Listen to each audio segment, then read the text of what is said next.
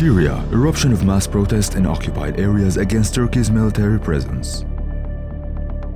Just recently, mass demonstrations erupted in those areas that are currently occupied by Turkey, with outraged protesters setting Turkish flags on fire late Thursday evening. The wave of protests took place in north and eastern Syria, which is largely occupied by the Turkish army and administrated and controlled by Turkey-backed oppositional militias.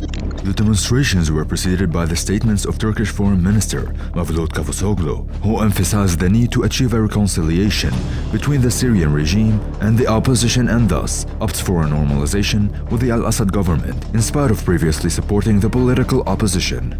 The statement was publicly enunciated after Foreign Minister Cavusoglu had met with his Syrian counterpart Faisal Maghdad last October during the summit of the non-aligned countries, which took place in Belgrade.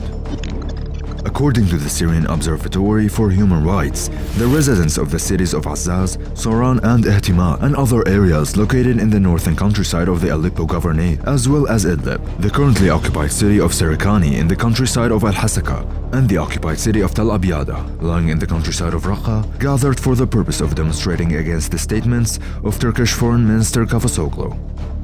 In the city of Azaz, indignant demonstrators reportedly stormed the security directorate and subsequently headed to the local council building, until eventually reaching out to the hoisted Turkish flag and burning it as an act of protest. They further demanded the removal of the Turkish flag from all the areas that are currently controlled by numerous oppositional militias.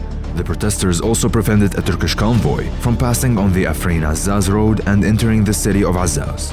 Protests against Turkey's military presence are happening more frequently and bear the potential of igniting a full-fledged uprising, as North Syria's local inhabitants demand the initial withdrawal of all Turkish soldiers from their occupied areas.